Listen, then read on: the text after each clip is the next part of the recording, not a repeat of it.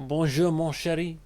I imagine you are wondering why you have been called here to this movie review. The fact is very simple. The critics out there, they are coming in calling this movie not good, not a good detective thriller. As authentic as my accent, perhaps, but I assure you, I am here today to convince you, perhaps persuade you that this movie is in fact a very good. It's good. It's a good murder mystery, I would say. Someone else is dead. You lie in my face! Lock the doors! The murderer is here. And will stay here.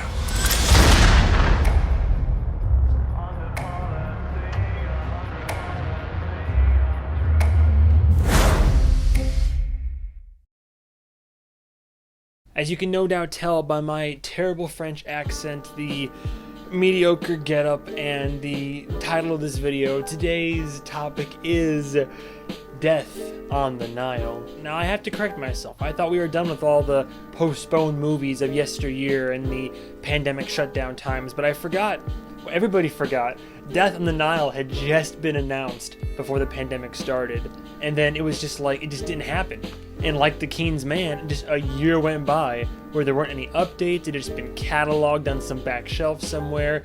Death on the Nile is technically here, yeah. It's out 2022 this year, supposed to, and I believe it was supposed to come out either the tail end of 2020 or the very beginning of 2021, but here we are. It's technically a sequel to Murder on the Orient Express, which was the first of its kind, both of these films being adaptations of the classic murder mystery novellas from Agatha Christie, and being adapted and directed and have the primary star as Kenneth Branagh, which I might as well, we're saying him now, so we might as well say Kenneth Branagh directs this and stars in it. I'll get to him in a second. I'm all over the place with this review.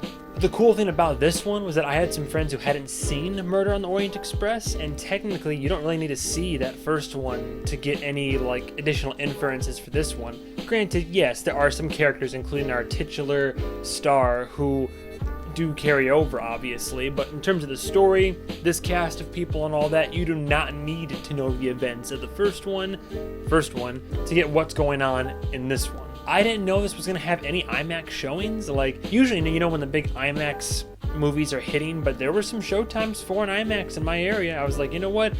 Why not? It's not going to be an action-packed thrill ride, but I like seeing movies in a large format like that, and I believe it was worth it. I think it paid off in dividends, but top down, like I said, Kenneth Branagh directs this. He's been previously featured a few times on the channel. In terms of movies that I reviewed, he also was responsible for bringing us Belfast, which I said was, you know, it was really good for what it was. I didn't love the movie, but I thought it was a very important film. But of course, I mean, he's starred in a myriad of different things, but in this one, he plays the heroic detective Hercule Poirot, which I'm again butchering the pronunciation of, but just this like very OCD, very like very just a character, a card, wildly intelligent, but also, you know, kind of narcissistic, kind of vain. Like, he's not mean per se, but like the man knows what he's about. He knows that he's skilled and talented, and he has no problem telling you should the situation arise. And once again, we have a situation where he just so happens to be in the same area as a murder mystery. In the first one, I thought the first one was okay. I didn't like the twist of like, I'm not going to do any spoilers, by the way, but the twist of the first one, Murder on the Orient Express, the whodunit, because these are both whodunits.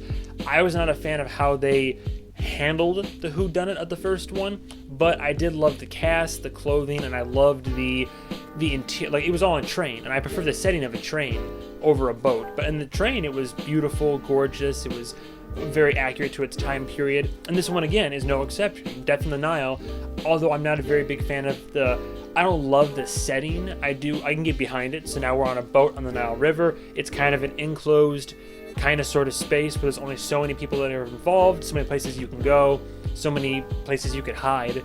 and again a murder happens, and he happens to be there, and it's like, okay, well, let's solve this one. It's another one of those films where normally I could focus on 1, 2, maybe even 3 cast members, and everybody I think in the cast, the primary cast, does a great job. It's just an ensemble. I'll put the poster up there if I haven't already. That's a majority of the ensemble cast, and nobody in particular. I mean, Kenneth I think stands out for sure because it's Kenneth, and he just he brings it home every time. He's a powerhouse of an actor. But for everybody else, I mean, I'd be doing a disservice if I didn't just say as a blanket statement, they all do a great job. So from the top down, the pros, as always. I actually enjoyed this not only a lot more than I thought I would, but I enjoyed this a lot more than Murder on the Orient Express. I liked it. I thought the pacing was good. The story was intriguing. While I was trying to solve some things, and I did notice some things here and there, part of the thing is I do like to turn off my brain down from 100% to I don't know, 75 or 60. Not to coast to the film, but I do want to be surprised by the twists and turns. And if a movie can I mean, if you dig hard enough, you'll figure it out. But if a movie can surprise you in this context of a murder mystery, then it hits all the more, and you're like, oh shit, I'm surprised too. And I got that a lot from this. But I enjoyed it a lot. I think it's a solid murder mystery. I think that it's not perfect. But overall, for what it is, I think it works really well. I hope that they keep making more of these, because I will keep going and watching him just go through a case in various capacities and respects and different settings. All the Agatha Christie books, I want to see more of these made. I like these. You can kind of tell these are kind of little passion projects. And like I said, it looked great. In terms of the visuals, funny enough, a lot of the reviews that were more negative about this were oh, the film is too wrapped up in its own luster and the views and the sparkle and splendor. I respectfully disagree. I don't think that the plot gets bogged down by any of it. I think that it gets a little, things can be a little bit shiny, sure. I don't mean literally shiny. I mean things are all the visual flair and pomp and circumstance. But I mean Last Night in Soho did a very similar thing, where they focused a lot on the visual and the auditory aesthetic of what the worlds they were creating and writing. So I don't see any reason why it brings Death on the Nile score down too much for me. I will say there are some cons to the film, and I am glad that I went with friends who kind of helped me get a perspective on this, because there are a couple plot holes. 2 very specific moments in the film. I will not ruin what they are, don't worry. I might mention it toward the end. But 2 very specific moments where if you dig just enough under the surface, you're like, wait a second, how does that make any sense? That wouldn't happen. These people wouldn't do this. So if you dig hard enough, there are some plot holes that kind of potentially derail boat in this case. I think the ending could have been a bit more polished, I suppose. The last 10 minutes were handled just a bit differently.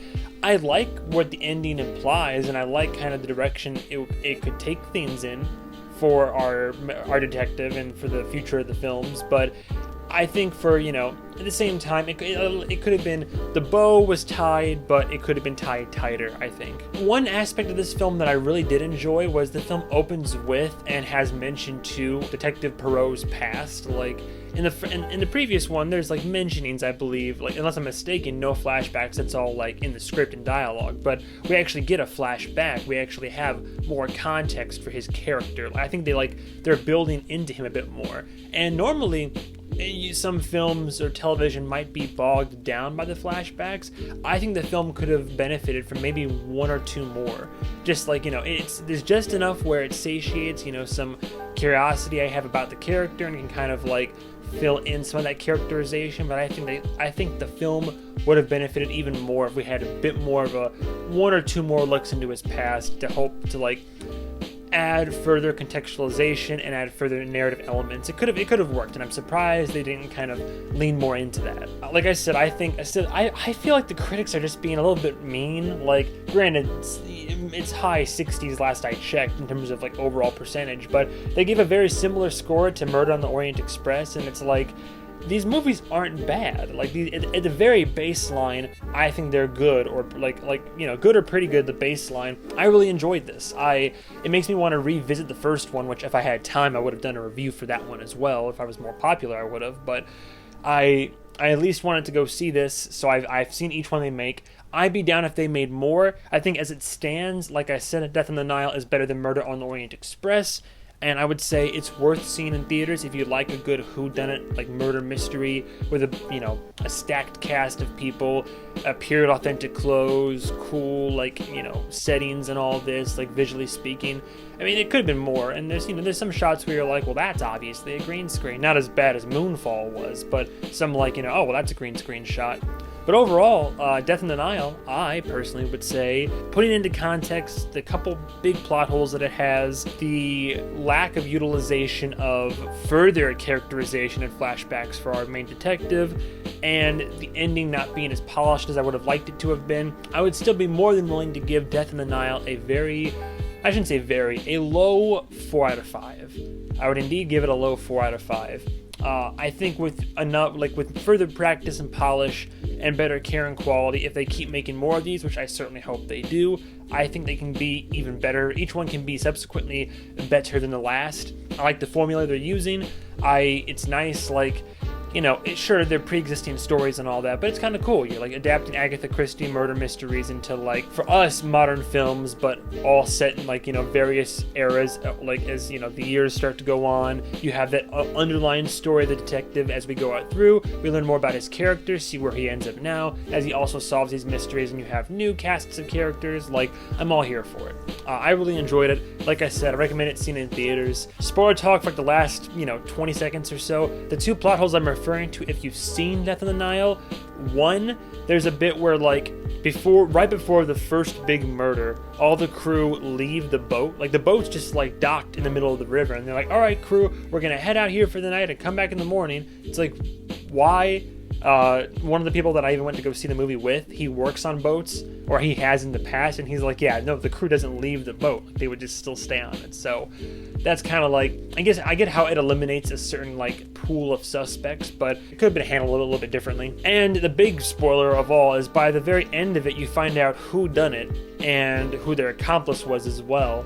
And the whole thing is in the very last moments, they're like, what are we gonna do? Where are we gonna go? And they have a gun, but it's a little 22 Derringer. And in this act of love, drama, one of them turns the gun on themselves and fires a round that for the movie's sake pierces one of them and then hits the other one. But at the same time, it's a 22 caliber.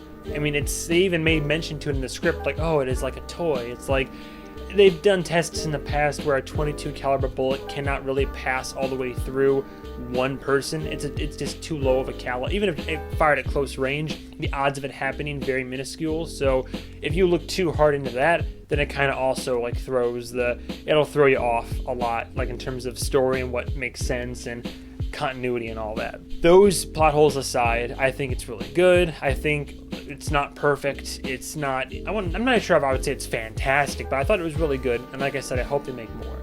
But that's all the time I have for today. Thank you guys and gals so much for watching. And as always, stay tuned for the next episode of whatever movie I review. I think The Haunted is coming up next, but we'll see. So, goodbye, travelers.